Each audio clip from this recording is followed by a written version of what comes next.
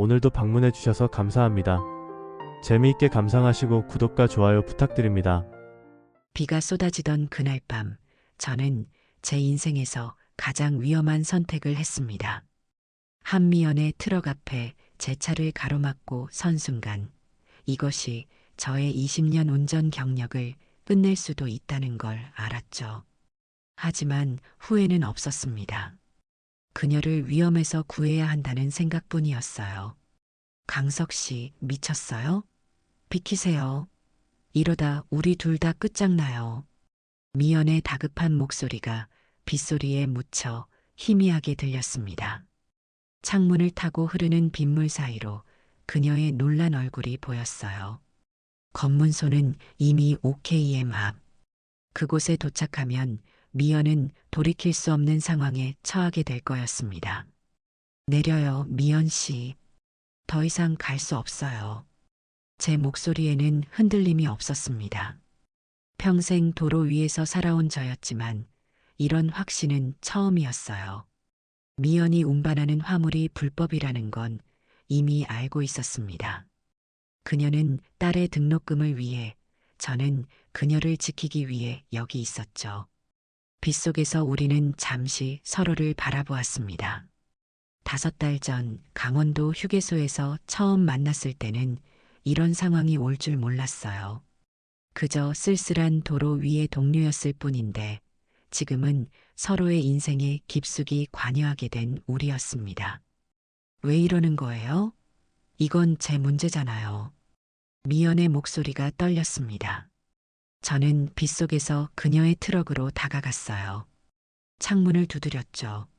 내려서 제 트럭으로 가요. 제가 대신 운전할 테니. 제 말에 미연의 눈이 커졌습니다. 그녀가 이해했을 거예요. 제가 그녀 대신 책임을 지겠다는 뜻이니까요. 면허 정지, 어쩌면 구속까지.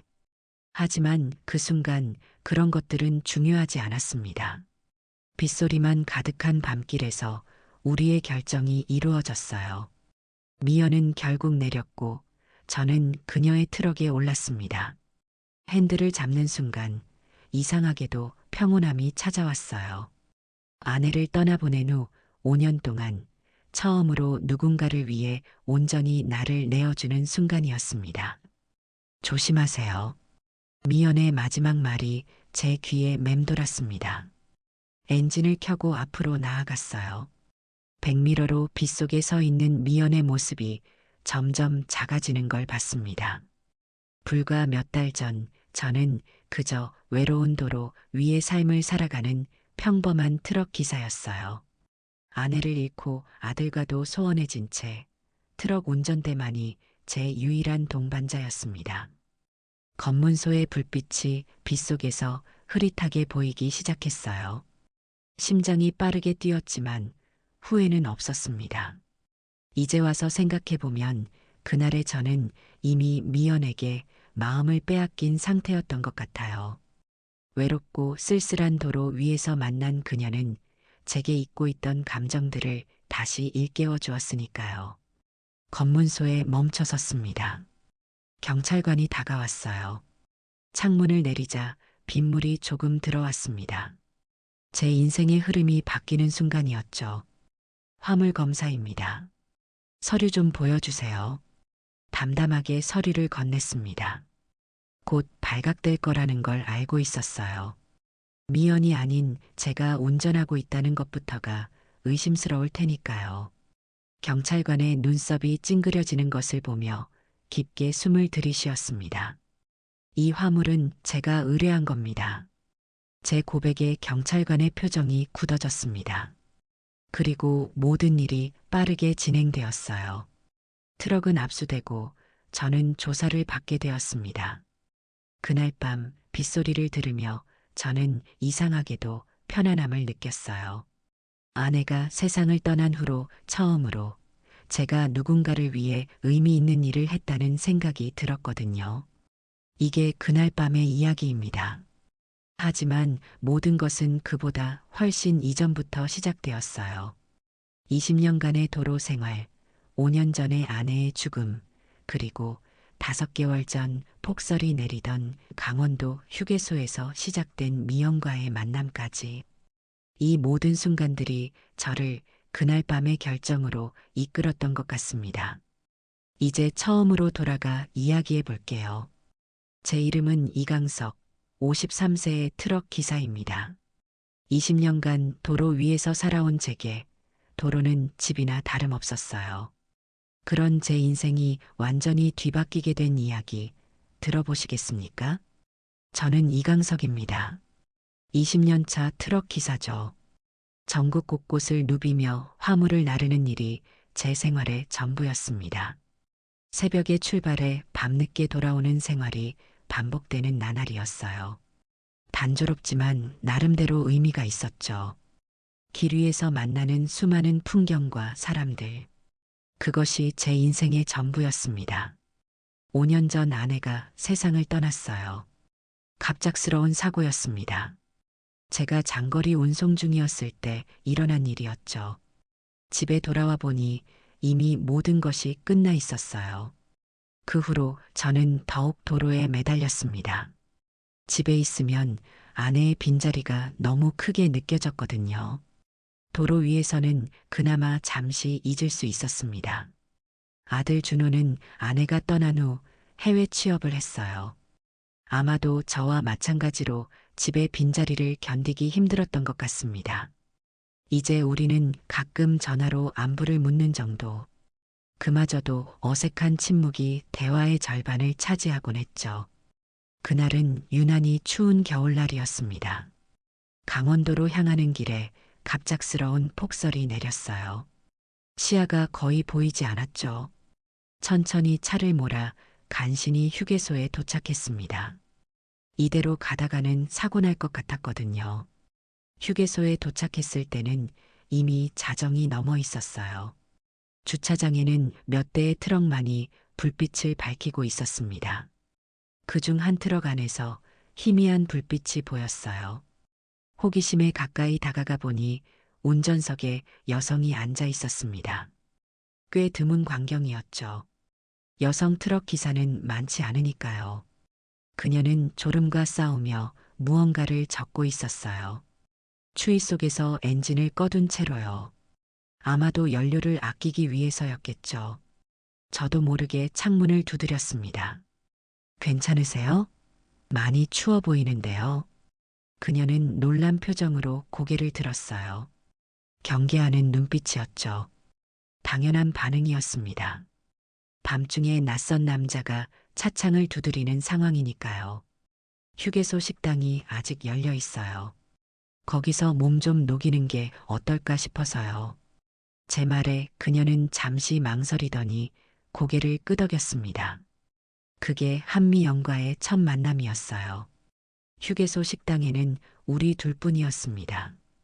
따뜻한 라면을 앞에 두고 우리는 어색하게 마주 앉았어요. 자정이 넘은 시간, 폭설이 내리는 휴게소에서 만난 두 사람. 묘한 인연이었죠. 오랫동안 운전하셨나 봐요? 제가 먼저 입을 열었습니다.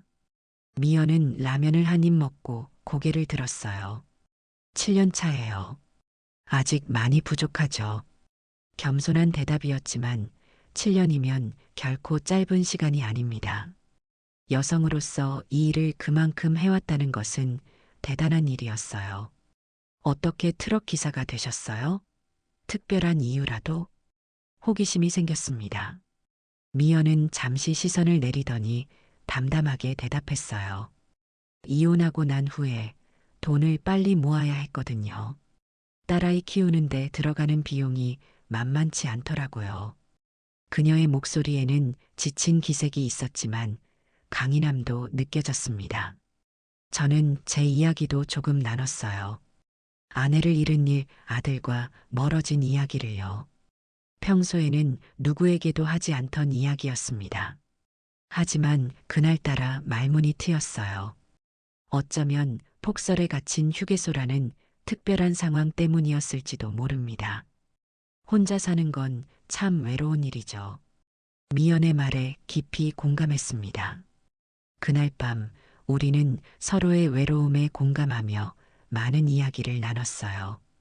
폭설은 밤새 계속되었고 우리는 각자의 트럭에서 밤을 보냈습니다. 하지만 이상하게도 그날 이후로 도로 위의 외로움이 조금은 덜 느껴지는 것 같았어요. 다음 날 아침 눈이 그치고 도로가 열렸습니다. 미연은 저보다 먼저 출발했어요. 간단한 인사만 나누고 각자의 길을 갔죠. 그때는 몰랐습니다. 이 만남이 제 인생을 완전히 바꿔놓게 될 거라는 것을요. 그 후로 저는 종종 그 휴게소에 들르곤 했습니다. 미연을 다시 만날 수 있을까 하는 희망 때문이었을까요? 어쩌면 그랬을지도 모르겠네요. 도로 위에서 20년을 보냈지만 그렇게 누군가를 기다리는 마음은 처음이었습니다. 그날 이후로 한 달 정도가 지났을 때였습니다. 중부고속도로 휴게소에서 미연의 트럭을 다시 발견했어요. 이번에는 그녀가 먼저 알아보고 인사를 건넸습니다. 반가움에 가슴이 뛰었어요. 도로 위에서 친구를 만나는 것은 드문 일이니까요. 강석 씨, 오랜만이에요. 잘 지내셨어요? 미연의 목소리는 활기차고 밝았습니다. 폭설밤의 지친 모습과는 달랐어요. 우리는 다시 휴게소 식당에 앉아 이야기를 나눴습니다. 미연은 서울과 부산을 오가는 정기 노선을 맡고 있었고, 저는 전국 각지를 다니는 비정기 운송을 담당하고 있었어요. 그래서 만남이 쉽지 않았던 거죠. 요즘은 어떤 화물을 주로 운송하세요? 미연이 물었습니다. 저는 최근 맡은 일들에 대해 이야기했어요. 농산물이나 공산품 같은 일반 화물이 대부분이었죠. 미연은 주로 냉동식품을 운반한다고 했습니다. 까다로운 온도 관리가 필요한 일이었어요. 배송 시간이 정확해야 해서 힘들긴 하지만 일정이 고정되어 있어서 좋아요. 딸 수진이도 가끔 만날 수 있고요. 미연의 얼굴에 딸 이야기가 나오자 환한 미소가 번졌습니다. 대학생인 딸에 대한 자부심이 느껴졌어요. 하지만 곧 그 미소가 사라졌죠. 수진이가 제 직업을 그다지 좋아하지는 않아요. 친구들에게 말하기 부끄럽대요. 여자가 트럭 운전을 한다는 게 그 말에 왠지 마음이 아팠습니다. 자식을 위해 고된 일을 하는 부모의 마음을 자식들은 잘 이해하지 못하는 법이죠. 제 아들 준호도 마찬가지였습니다. 늘 집을 비우는 아버지를 원망했었으니까요. 언젠가는 이해할 거예요. 미연 씨가 얼마나 대단한 일을 하고 있는지 위로의 말을 건넸습니다. 미연은 쓴웃음을 지었어요. 이해받고 싶은 마음 너무나 잘 알고 있었거든요. 우리는 그날 이후로 자주 연락을 주고받게 되었습니다. 서로의 위치를 알려주고 같은 휴게소에 머물게 되면 만나 식사를 함께 했어요. 도로 위의 외로움을 달래주는 소중한 인연이었습니다. 어느 날 미연에게서 급한 전화가 왔어요. 부산으로 가는 길에 트럭에 문제가 생겼다는 거였습니다. 마침 저도 그 근처에 있었기에 바로 달려갔어요. 한적한 국도변에 미연의 트럭이 멈춰 서 있었습니다. 미안해요, 강석 씨. 다른 사람 없나 알아봤는데 주변에 강석 씨밖에 없더라고요. 미연은 미안한 표정으로 말했습니다. 저는 손사래를 쳤어요. 괜찮습니다. 이런 때 서로 돕는 거죠. 트럭을 살펴보니 냉각수가 새는 문제였습니다. 임시로 수리에 가까운 정비소까지 끌고 가는 게 최선이었어요. 제가 미연의 트럭을 운전하고 미연은 제 트럭을 따라오기로 했습니다. 정비소에 도착해 수리를 맡기는 동안 우리는 근처 식당에서 점심을 먹었어요. 그때 처음으로 미연에 대해 더 깊이 알게 되었습니다. 그녀가 어떻게 이혼 후 홀로 딸을 키우며 트럭 기사의 길을 선택했는지, 얼마나 많은 어려움을 겪었는지를요. 처음엔 정말 힘들었어요. 남자들만 있는 세계에서 여자라는 이유로 무시당하기 일쑤였으니까요. 하지만 포기하지 않았어요. 딸에게 보여주고 싶었거든요. 어떤 상황에서도 굴하지 않는 엄마의 모습을요. 미연의 이야기에 감동했습니다. 그녀의 강인함과 따뜻함이 느껴졌어요. 그날 이후로 저는 미연을 더 자주 생각하게 되었습니다. 그냥 동료가 아닌 특별한 존재로요. 그러나 모든 관계에는 장애물이 있는 법이죠. 우리 회사의 최 기사가 미연과 저의 친분을 못마땅해 했습니다. 최 기사는 오래전부터 저와 같은 회사에서 일했지만 늘 경쟁 의식을 가지고 있었어요. 동일한 노선을 두고 다투는 일도 많았죠. 이강석, 요즘 한미연이랑 친하게 지내더라. 조심해. 그 여자 소문이 안 좋아. 최 기사의 말에 화가 났지만 참았습니다. 미연에 대한 소문이라니 말도 안 되는 소리였어요. 그저 여성이라는 이유로 편견을 가진 것뿐이었습니다. 괜한 소리 마세요. 미연 씨는 성실하고 좋은 사람입니다. 제 말에 최 기사는 코웃음을 쳤어요. 그의 악의적인 시선이 불편했지만 그렇다고 미연과의 관계를 숨길 생각은 없었습니다. 오히려 더 당당하게 그녀와 어울렸어요. 휴게소에서 함께 식사하고 서로의 운송 노하우를 나누며 친분을 쌓아갔죠. 시간이 흐를수록 미연에 대한 제 마음은 깊어져 갔습니다. 단순한 동료애를 넘어선 감정이었어요. 하지만 그 마음을 표현하기는 쉽지 않았습니다. 오랫동안 아내의 빈자리를 느끼며 살아온 제게 새로운 감정은 낯설고 두려운 것이었으니까요. 5월의 어느 비 오는 밤이었습니다. 경기도의 한적한 국도를 달리고 있었어요. 갑자기 전화벨이 울렸습니다. 미연이었습니다. 목소리가 급박했어요. 강석 씨, 혹시 지금 어디쯤 계세요? 물었더니 미연이 국도 7번에서 트럭이 갑자기 멈춰서 난감하다고 했습니다. 제가 있는 곳에서 멀지 않은 거리였어요. 망설임 없이 핸들을 돌렸습니다. 빗줄기가 점점 굵어지는 가운데 저는 미연이 알려준 위치로 향했습니다. 20분 정도 달렸을까요? 도로변에 미연의 트럭이 보였어요. 비상등을 켜고 멈춰 서 있었죠. 제 트럭을 미연의 트럭 뒤에 세우고 내렸습니다. 어떻게 된 일이에요? 걱정스럽게 물었습니다. 미연은 비에 젖은 채 트럭을 살펴보고 있었어요. 굵은 빗방울이 그녀의 얼굴을 타고 흘러내렸습니다. 엔진에서 이상한 소리가 나더니 갑자기 멈췄어요. 정비소에 연락했는데 이 비에 바로 오기 어렵대요. 미연의 목소리에는 초조함이 묻어 있었습니다. 납품 기한이 내일까지인 화물이라 더 걱정이 되는 눈치였어요. 제가 엔진을 확인해 봤지만 제 능력으로는 당장 고칠 수 없는 문제였습니다. 일단 제 트럭으로 들어가요. 비 맞다가 감기 걸립니다. 미연을 제 트럭으로 안내했습니다. 좁은 운전석 안 우리는 어깨를 맞대고 앉았어요. 창문을 타고 흐르는 빗물 사이로 간간히 차 불빛이 스쳐 지나갔습니다. 묘한 분위기였어요. 미안해요, 강석 씨. 이렇게 귀찮게 해서. 미연이 미안한 듯 말했습니다. 저는 고개를 저었어요. 무슨 소리예요? 도로 위에서는 서로 돕는 거죠. 침묵이 이어졌습니다. 빗소리만 들리는 가운데 묘하게 편안한 시간이 흘렀어요. 미연이 먼저 입을 열었습니다. 강석 씨는 트럭 기사가 된 계기가 뭐예요? 갑작스러운 질문이었지만 솔직하게 대답했습니다. 사실 특별한 계기는 없었어요. 군 제대 후에 막연히 돈을 벌어야겠다는 생각으로 시작했죠. 형님이 화물 일을 하고 계셔서 따라 들어간 건데 어느새 20년이 됐네요. 후회는 없으세요? 다른 일을 할 수도 있었을 텐데. 미연의 질문에 잠시 생각에 잠겼습니다. 후회? 글쎄요.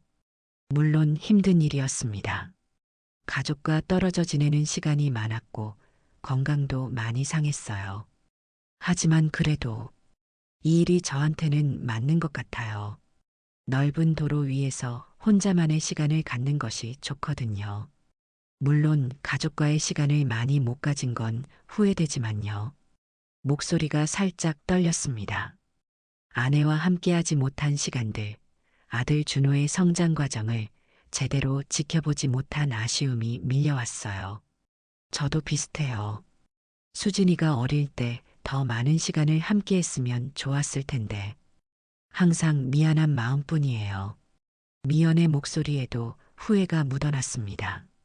우리는 같은 아픔을 공유하고 있었어요. 자식을 위해 일했지만 정작 함께할 시간은 부족했던 부모라는 공통점.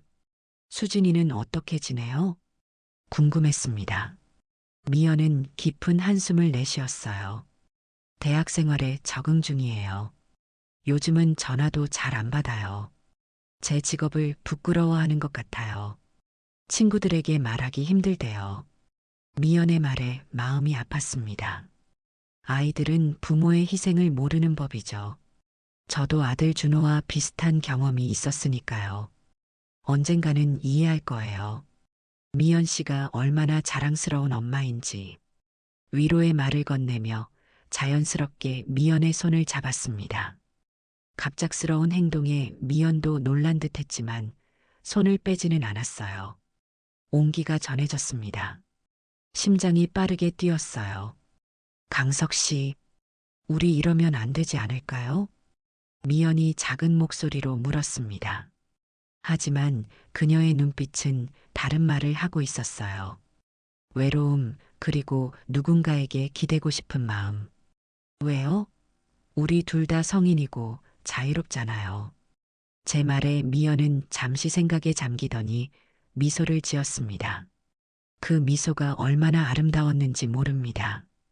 빗소리만 가득한 트럭 안, 우리는 서로를 바라보며 시간이 멈춘 듯한 순간을 경험했어요.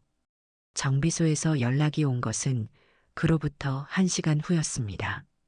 비가 좀 잦아들어 이제 출동 가능하다는 내용이었어요. 아쉬움이 밀려왔지만 현실로 돌아와야 했습니다.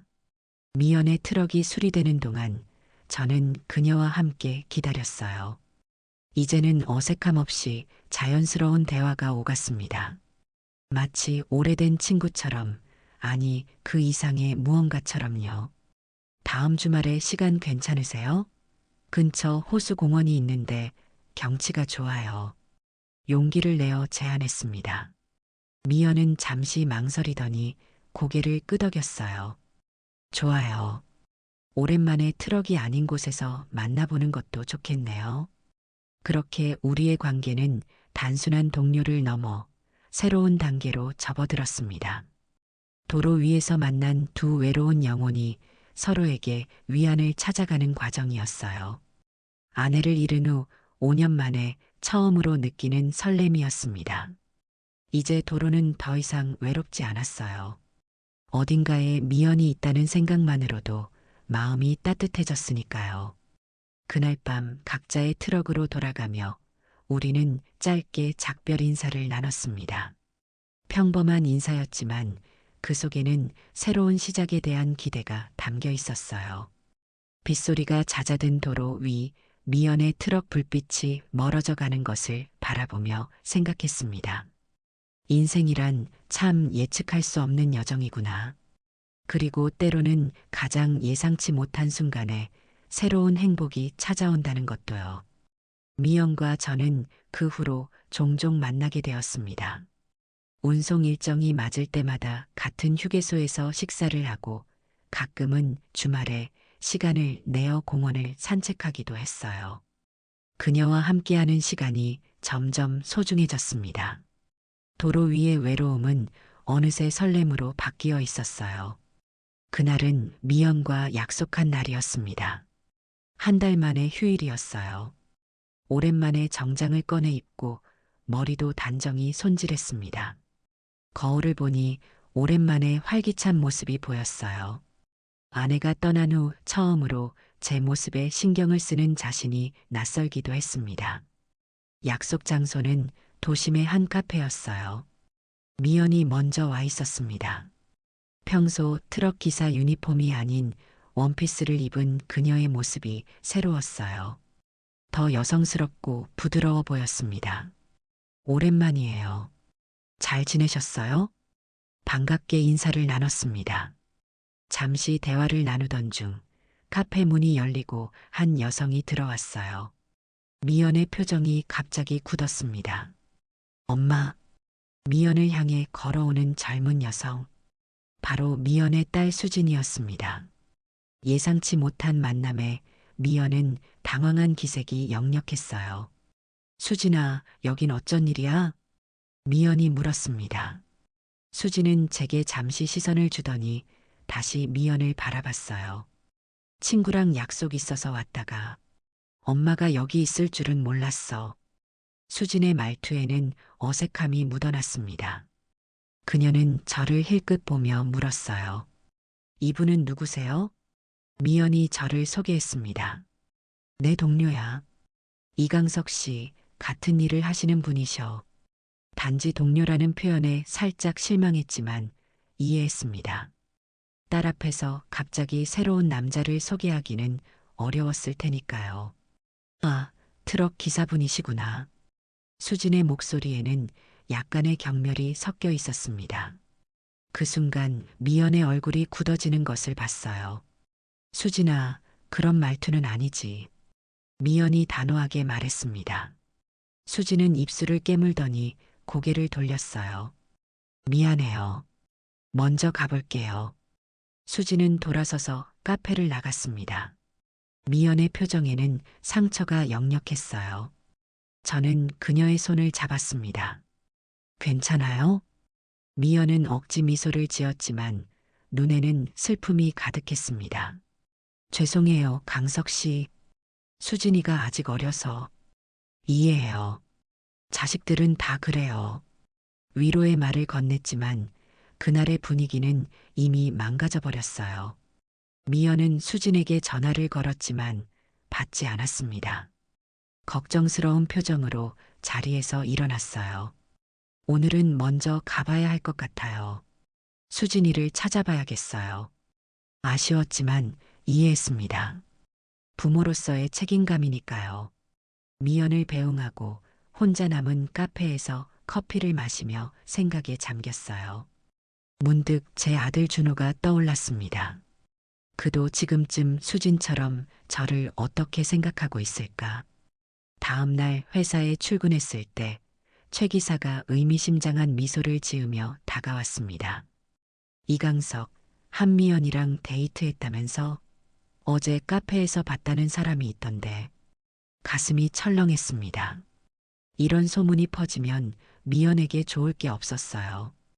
여성 트럭 기사는 이미 편견에 시달리는데 남자 기사와 사귄다는 소문까지 더해지면 더 힘들어질 테니까요. 그냥 업무 얘기 좀 했을 뿐입니다. 제 대답에 최 기사는 코웃음을 쳤어요. 업무 얘기? 주말에? 손잡고? 그런 업무는 처음 보네.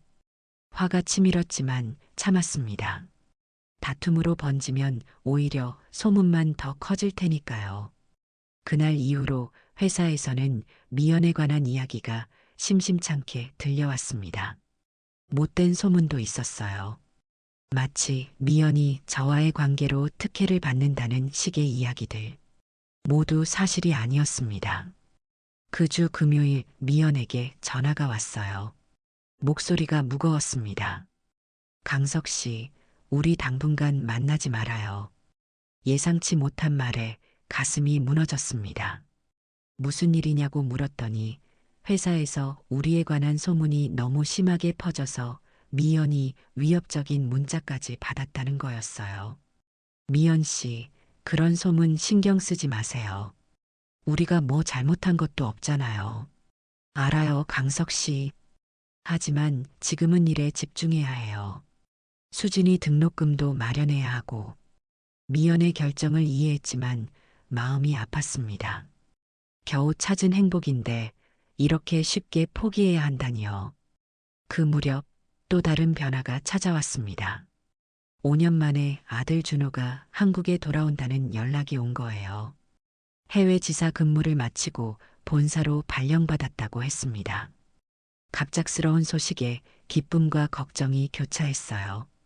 준호를 만나면 뭐라고 해야 할지, 어떤 표정으로 대해야 할지 막막했습니다. 준호를 공항에서 마중했을 때 아들은 예상보다 훨씬 성숙해 보였어요. 키도 훌쩍 커서 저보다 더 크더군요. 어색한 포옹을 나누고 집으로 향했습니다. 아버지, 잘 지내셨어요? 준호의 말투는 공손했지만 거리감이 느껴졌습니다. 마치 오랫동안 만나지 못했던 친척을 대하는 듯한 느낌이었어요. 그래, 너는? 해외 생활은 어땠니?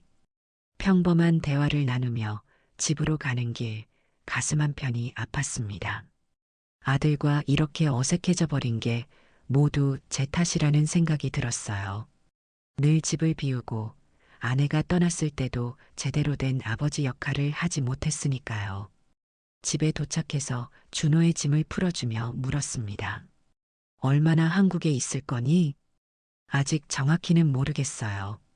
일단은 본사에서 계속 일할 예정이에요. 아들이 한국에 머물 거라는 소식에 기뻤지만 한편으로는 부담도 느껴졌어요. 이제는 아버지로서 제대로 된 모습을 보여줘야 한다는 책임감 때문이었습니다. 그날 밤 미연에게 문자를 보냈어요. 아들이 돌아왔다는 소식과 함께 그녀가 보고 싶다는 마음을 전했습니다. 하지만 답장은 오지 않았어요. 아마도 정말로 우리의 관계에 거리를 두기로 결심한 모양이었습니다. 창밖으로 보이는 밤하늘을 바라보며 생각했어요. 왜 인생에서 좋은 일들은 항상 짧게 머물다 사라지는 걸까요? 준호가 돌아온 지 일주일이 지났습니다. 아직 어색하긴 했지만 조금씩 대화가 늘어가고 있었어요. 주로 준호의 해외 생활이나 제 트럭 운전 이야기를 나눴죠. 깊은 이야기는 아직 어려웠지만 그래도 시작이었습니다. 그러던 어느 날 아침 회사에서 급한 전화가 왔어요. 평소보다 일찍 출근해 달라는 내용이었습니다. 서둘러 회사로 향했어요. 사무실에 도착하니 팀장이 심각한 표정으로 저를 기다리고 있었습니다. 이강석 씨, 오늘 특별 운송건이 들어왔어요. 부산까지 가야 하는데 시간이 촉박해서요. 특별 운송이라니 의아했습니다.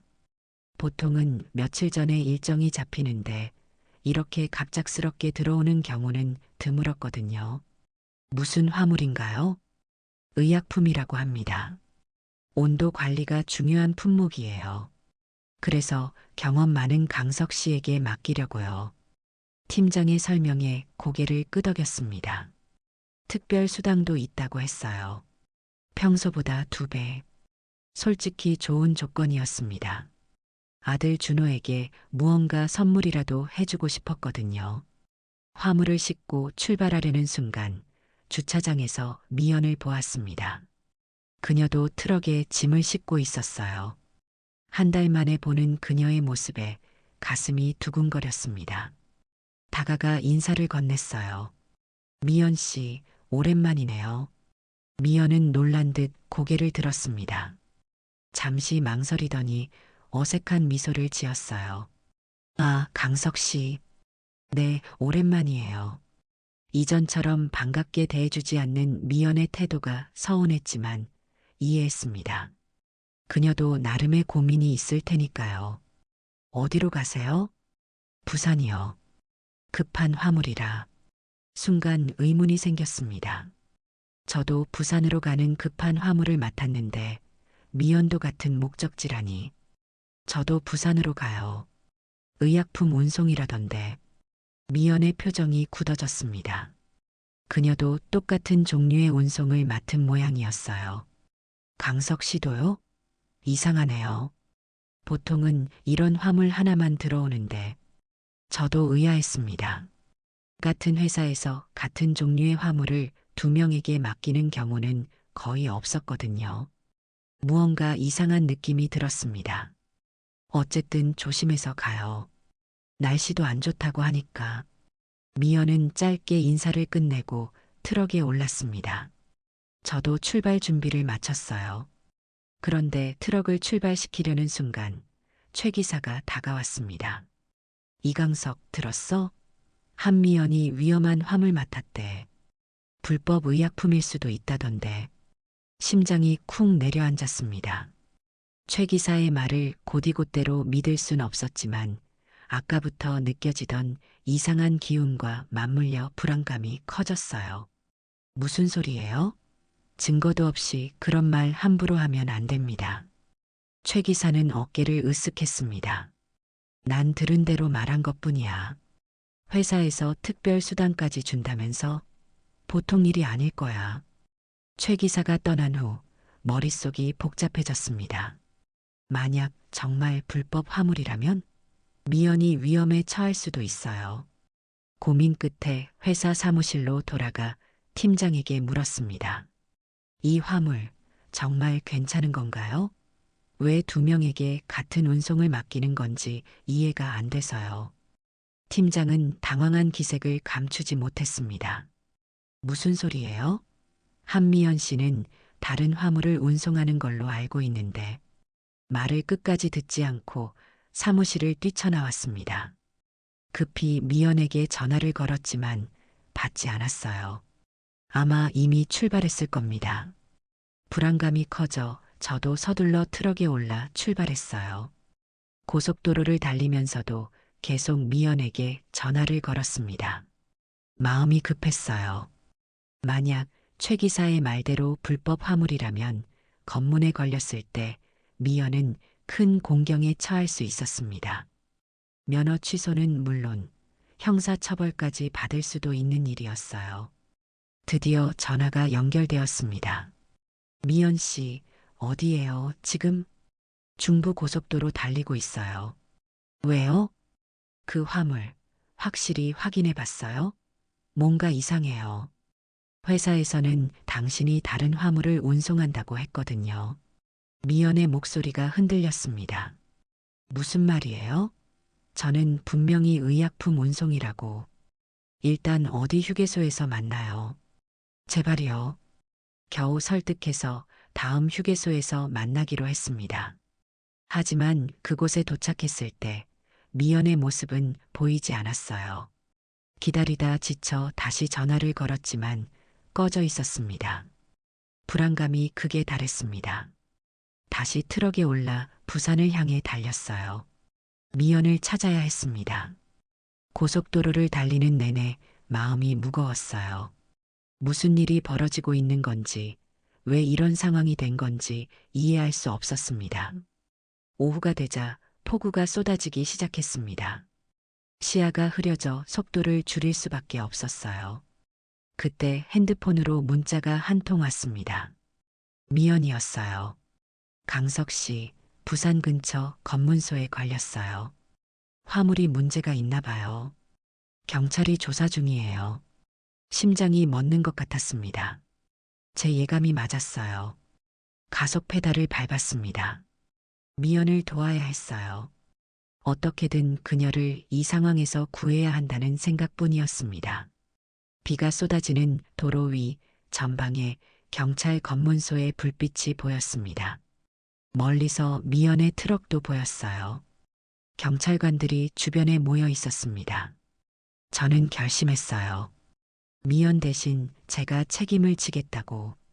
이것이 지금 제가 할 수 있는 최선이었습니다.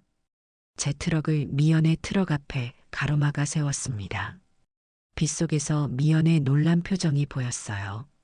트럭에서 내려 그녀에게 다가갔습니다. 강석 씨, 왜 이러세요? 비키세요. 이러다 우리 둘 다 끝장나요. 내려요, 미연 씨. 더 이상 갈 수 없어요. 왜 이러는 거예요? 이건 제 문제잖아요. 내려서 제 트럭으로 가요. 제가 대신 운전할 테니. 미연의 눈에 눈물이 고였습니다. 그녀는 제 의도를 이해한 것 같았어요. 제가 대신 책임을 지겠다는 것을요. 조심하세요. 마지막으로 미연이 남긴 말을 가슴에 새기며 저는 그녀의 트럭에 올랐습니다. 검문소를 향해 천천히 운전했어요. 백미러로 빗속에 서 있는 미연의 모습이 점점 작아지는 것을 봤습니다. 검문소에 도착하자 경찰관이 다가왔습니다. 화물 검사입니다. 서류 좀 보여주세요. 담담하게 서류를 건넸습니다. 곧 발각될 거라는 걸 알고 있었어요. 제가 미연 대신 운전하고 있다는 것부터가 의심스러울 테니까요. 이 화물은 제가 의뢰한 겁니다. 제 고백에 경찰관의 표정이 굳어졌습니다. 화물을 확인한 결과 의약품처럼 포장되어 있었지만 실제로는 불법 약물이었어요. 저는 그 자리에서 체포되었습니다. 트럭은 압수되고 저는 경찰서로 연행되었어요. 조사실에서 몇 시간을 보냈습니다. 제 진술은 단순했어요. 화물의 내용을 몰랐고 운송을 제가 의뢰했다는 것. 미연의 이름은 한 번도 언급하지 않았습니다. 그녀를 이 일에서 완전히 빼내고 싶었어요. 그날 밤 유치장에 갇혀 있을 때 준호가 면회를 왔습니다. 아들의 실망한 얼굴을 보는 것이 가장 힘들었어요. 아버지, 대체 무슨 일이에요? 경찰에서 연락이 왔을 때 믿을 수가 없었어요. 미안하다, 준호야. 아버지가 실수했구나. 준호의 눈에는 분노와 함께 슬픔도 보였습니다. 아마도 어머니가 돌아가신 후 혼자 고생했던 아버지가 이제는 범죄자가 될 수도 있다는 현실이 받아들이기 힘들었을 거예요. 변호사를 구할게요. 일단 보석으로 나오셔야 해요. 준호의 도움으로 이틀 후 보석으로 풀려났습니다. 집으로 돌아오는 길 마음은 무거웠지만 후회는 없었어요. 미연을 지켰다는 사실만으로도 충분했습니다. 하지만 문제는 여전히 남아 있었어요. 회사에서는 저를 해고했고 운전면허도 정지될 위기에 처했습니다. 20년간 쌓아온 경력이 한순간에 무너지는 기분이었어요. 그럼에도 미연이 안전하다는 사실만으로 위안을 삼았습니다. 미연에게 여러 번 연락을 시도했지만 그녀는 전화를 받지 않았어요. 아마도 죄책감 때문일 거라고 생각했습니다. 하지만 저는 그녀를 원망하지 않았어요. 오히려 더 보고 싶고 그녀가 괜찮은지 확인하고 싶었습니다. 집에서 우울하게 지내던 어느 날 초인종이 울렸습니다. 문을 열자 미연의 딸 수진이 서 있었어요. 예상치 못한 방문객에 놀랐습니다. 강석 아저씨, 잠깐 이야기 좀 할 수 있을까요? 수진을 거실로 안내했습니다. 그녀는 긴장한 듯 손을 꼼지락거렸어요. 엄마 때문에 이런 일이 생겨서 정말 죄송해요. 저 다 알아요. 엄마가 제 등록금 때문에 그런 위험한 일을 맡았다는 거. 수진의 눈에 눈물이 고였습니다. 어린아이처럼 보이던 그녀가 갑자기 어른스러워 보였어요. 수진아, 그건 내 잘못이 아니야. 내 엄마는 너를 너무 사랑해서 그런 거고 나는 내 엄마를 돕고 싶었을 뿐이야. 엄마가 많이 괴로워하고 있어요. 아저씨 때문에 자기가 감옥에 가야 했는데 그러지 못했다고. 엄마를 만나주세요. 제발이요. 수진의 말에 가슴이 뭉클했습니다. 미연도 저를 생각하고 있었군요. 그녀를 만나야겠다는 생각이 굳어졌습니다. 수진아, 내 엄마는 지금 어디 있니? 수진이 알려준 주소는 서울 외곽의 작은 아파트였습니다. 문 앞에 서니 심장이 빠르게 뛰었어요. 미연을 다시 만난다는 생각에 설렜지만 한편으로는 두려웠습니다. 그녀가 저를 어떻게 대할지 몰랐으니까요. 용기를 내어 초인종을 눌렀습니다. 잠시 후 문이 열리고 미연이 나타났어요. 그녀는 저를 보자마자 놀란 표정을 지었습니다. 강석 씨, 미연의 목소리는 떨리고 있었습니다. 눈가에는 피곤함이 역력했어요. 아마도 많이 괴로워했던 모양입니다. 들어가도 될까요? 미연은 잠시 망설이더니 문을 활짝 열었습니다. 작지만 아늑한 집이었어요. 거실에 앉자 어색한 침묵이 흘렀습니다. 어떻게 여기를? 수진이가 알려줬어요. 만나야 한다고. 미연은 고개를 숙였습니다. 손가락으로 소파 천을 만지작거리며 말을 꺼내지 못했어요. 저도 무슨 말부터 해야 할지 몰랐습니다. 결국 미연이 먼저 입을 열었어요. 왜 그랬어요? 왜 제 대신 책임을 진 거예요? 솔직하게 대답했습니다. 미연 씨를 지키고 싶어서요. 그게 제가 할 수 있는 유일한 일이었으니까요. 하지만 이제 강석 씨는 모든 걸 잃었잖아요. 직장도, 운전면허도. 괜찮아요. 후회 없어요. 미연의 눈에 눈물이 고였습니다. 그녀는 소파에서 일어나 창가로 걸어갔어요. 창밖을 바라보며 말했습니다. 제가 너무 어리석었어요. 수진이 등록금이 필요하다는 생각에 판단력을 잃었나 봐요. 그 화물이 의심스러웠는데도 눈을 감았어요. 누구나 실수할 수 있어요. 가족을 위한 마음이었으니까요. 미연이 저를 바라봤습니다. 그녀의 눈에는 감사와 미안함이 교차했어요. 강석 씨에게 정말 미안해요. 강석 씨는 저에게 너무 소중한 사람인데 이런 일을 겪게 해서 소중한 사람이라는 말에 가슴이 따뜻해졌습니다. 조심스럽게 다가가 미연의 손을 잡았어요. 저도 미연 씨가 소중해요. 그래서 어떤 일이 있어도 지키고 싶었던 거예요. 우리는 오랫동안 이야기를 나눴습니다. 그날의 사건, 각자의 감정, 앞으로의 일들까지 모든 진실을 마주하고 나니 오히려 마음이 가벼워지는 느낌이었어요. 미연은 기사 일을 그만두고 작은 카페 트럭을 시작했다고 했습니다. 이제는 딸 수진이와도 관계가 많이 회복되었다고요. 수진이 엄마의 직업을 이해하게 되었고 오히려 응원해준다고 했어요. 트럭을 완전히 떠난 건 아니에요. 그냥 방식을 바꿨을 뿐이죠. 미연의 미소는 예전보다 더 밝아 보였습니다. 마치 무거운 짐을 내려놓은 듯한 편안함이 느껴졌어요. 저는 어떡하죠? 이제 트럭 운전을 못하게 될 수도 있는데 걱정을 털어놓았습니다. 평생 해온 일을 잃는다는 건 저에게 큰 충격이었어요. 함께 생각해봐요. 반드시 길이 있을 거예요. 미연의 손이 제 손을 꼭 잡았습니다. 그 순간 문득 깨달았어요. 우리는 이제 혼자가 아니라는 것을요. 서로에게 의지할 수 있는 사람이 생겼다는 사실이 위안이 되었습니다. 집으로 돌아오는 길, 발걸음이 가벼웠습니다.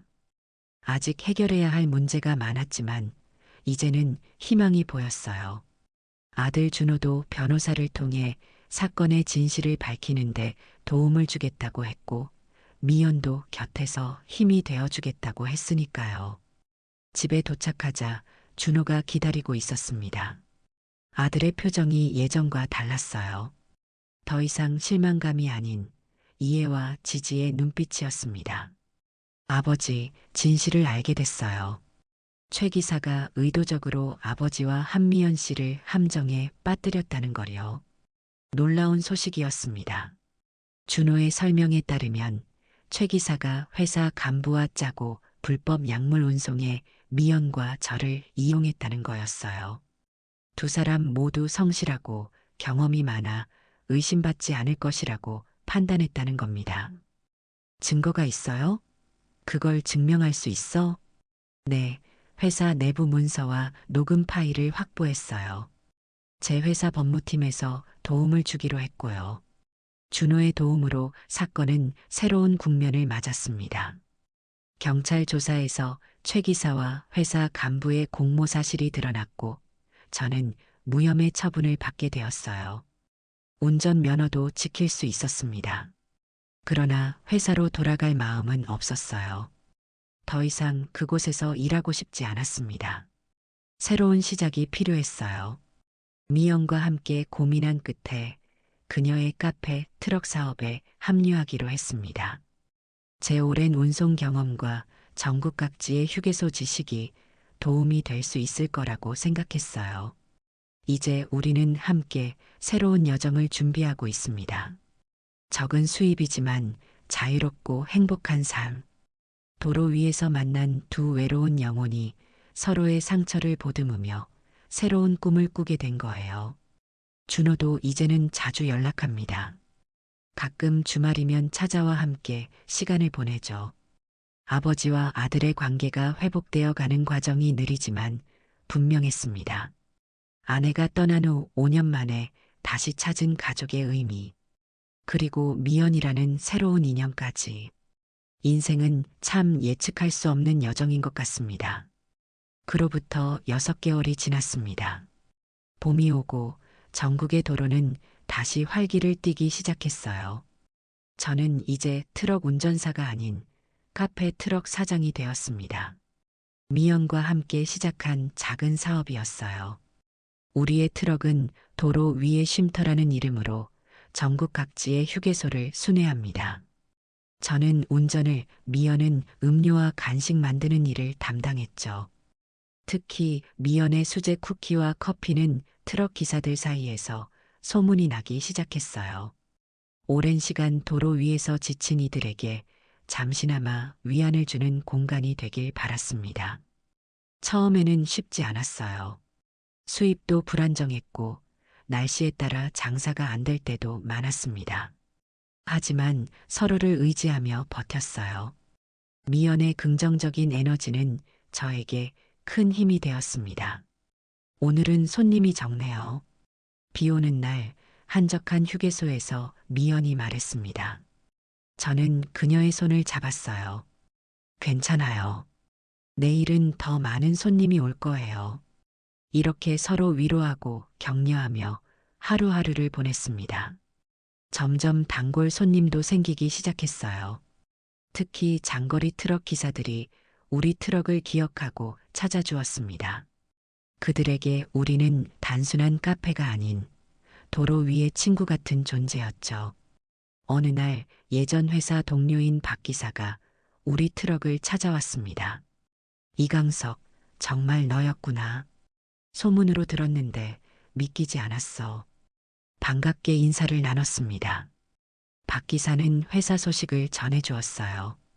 최 기사와 간부들이 구속되었고 회사는 새로운 경영진으로 바뀌었다고 했습니다. 회사에서 너를 다시 불러들이고 싶어 해. 복직할 생각 없어? 잠시 생각에 잠겼습니다. 예전 같았으면 망설임 없이 수락했을 제안이었어요. 안정적인 수입과 익숙한 일. 하지만 이제는 달랐습니다. 고맙지만 지금 이 일이 더 행복해. 내 인생에서 가장 의미 있는 시간을 보내고 있거든. 미연이 커피를 가져오며 제 어깨에 손을 올렸습니다. 박 기사는 우리를 번갈아 보더니 의미심장한 미소를 지었어요. 그래, 이해해. 너희 둘 잘 어울려. 행복하게 살아. 그날 이후로 더 많은 옛 동료들이 우리 트럭을 찾아왔습니다.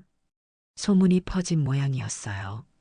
그들 중 일부는 우리의 이야기를 듣고 감동하기도 했습니다. 도로 위에서 만난 두 사람이 서로의 상처를 보듬고 새로운 삶을 시작한 이야기. 수진이도 가끔 우리 트럭을 찾아왔습니다. 대학 생활에 적응한 그녀는 이제 어머니의 직업을 자랑스러워했어요. 친구들에게 카페 트럭을 소개하기도 했죠.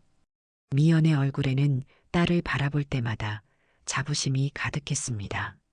엄마, 이번 방학에는 저도 트럭 일 좀 도와도 될까요? 수진의 제안에 미연은 기쁨의 눈물을 흘렸어요.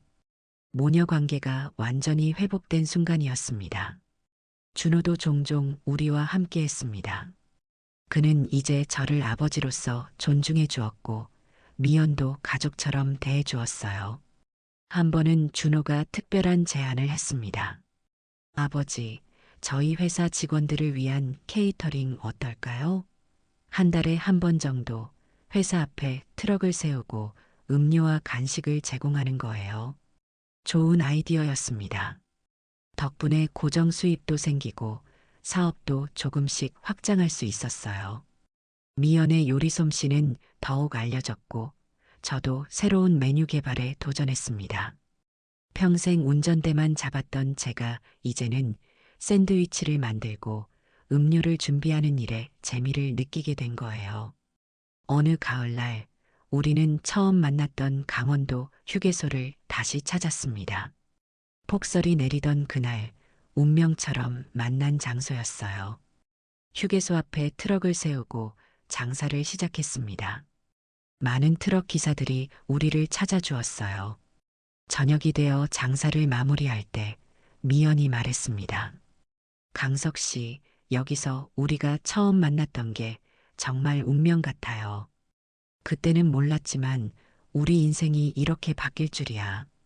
동감했습니다. 그날의 우연한 만남이 지금의 행복으로 이어질 줄 누가 알았을까요? 같이 걸을까요? 옛날 생각도 나고 미연의 제안에 따라 휴게소 주변을 거닐었습니다. 손을 잡고 걸으며 지난 시간들을 회상했어요. 외로움과 상처, 그리고 서로에게서 찾은 위안과 행복까지. 강석 씨, 앞으로도 계속 함께 할 수 있을까요? 미연의 질문에 망설임 없이 대답했습니다. 그럼요. 평생 함께해요. 별이 총총 빛나는 밤하늘 아래 우리는 서로를 바라보며 미소 지었습니다. 도로 위에서 만난 두 외로운 영혼은 이제 서로의 가장 든든한 동반자가 되었어요. 더 이상 외롭지 않은 여정, 함께 걸어갈 길이 기대되었습니다. 트럭 운전석에 앉아 시동을 걸었습니다. 이제는 도로가 두렵지 않았어요. 어디로 가든 미연이 옆에 있으니까요. 인생이라는 긴 여정, 우리는 이제 함께 달려갑니다. 가끔은 멈춰서서 다른 이들에게 휴식과 위안을 주기도 하면서요. 라디오에서 흘러나오는 옛 노래를 따라 허밍하며 다음 목적지를 향해 출발했습니다. 뒤에서는 미연이 내일 판매할 쿠키를 준비하는 소리가 들렸어요. 평범하지만 소중한 일상, 이것이 진정한 행복이 아닐까 싶었습니다.